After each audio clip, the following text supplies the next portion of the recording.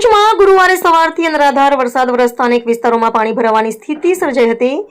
આવી સ્થિતિમાં ward number 2 ના કાઉન્સિલરો અને તેમની ટીમ સવારથી જ મેદાનમાં ઉતરી પરિસ્થિતિ પર સતત નજર રાખી રહી છે। ટીમ દ્વારા વોર્ડના વિવિધ વિસ્તારોની મુલાકાત લઈને લોકોની સમસ્યાઓની જાણકારી મેળવવામાં આવી રહી છે, તેમજ જ્યાં જરૂરિયાત હોય ત્યાં તાત્કાલિક મદદ અને જરૂરી કામગીરી હાથ ધરવામાં આવી રહી છે। બીજી તરફ ભરૂચ નગરપાલિકા અને જિલ્લા વહીવટીતંત્ર દ્વારા પણ વરસાદી પાણીનો ઝડપથી નિકાલ થાય તે માટે જરૂરી કામગીરી કરવામાં આવી રહી છે અને સ્થાનિક ટીમોને સંપૂર્ણ સહયોગ આપવામાં આવી રહ્યો છે। આ દરમિયાન નાગરિકોને પણ ખાસ અપીલ કરવામાં આવી છે, ભારે વરસાદ દરમિયાન બિનજરૂરી બહાર ન નીકળે, પાણી ભરાયેલા રસ્તાઓ, ખુલ્લા ગટર અને વીજ તારોથી દૂર રહે તેમજ બાળકોનું વિશેષ ધ્યાન રાખી પોતાની અને પરિવારની સુરક્ષાને પ્રાથમિકતા આપે। રિપોર્ટર રવિ સૈયદ, ભરૂચ।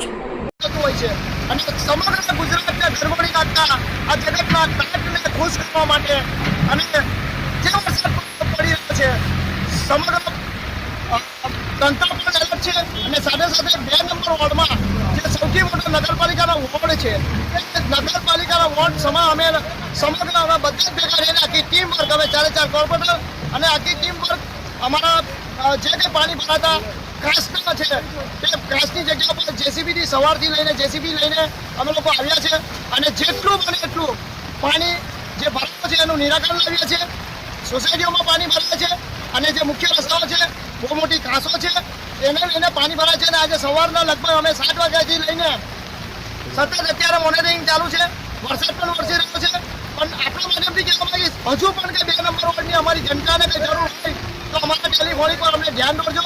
કંઈક અહીં કંઈક તો ધ્યાન દો। પ્રશાસન તમારી સાથે પ્રશાસન તરફથી તંત્ર તરફથી નગરપાલિકા તરફથી બી અમને ફોન આવ્યા છે કે કંઈ જરૂર હોય તો કોઈ સ્થળાંતરનું હોય તો કહેજો, કોઈ ઘરમાં પાણી ભરવાના મુદ્દા હોય તો કહેજો। નગરપાલિકા તરફથી પણ કહેવામાં આવ્યું છે એટલે હમણાં પણ આભાર માનીશ અને સાથે સાથે જે અમારી આખી ટીમ છે જેમાં ટીમવર્ક છે, કાઉન્સિલર તો જવાબદારી છે પણ સાથે સાથે અમારી ટીમવર્કની જવાબદારી પણ સવારના પરમાં આ બધી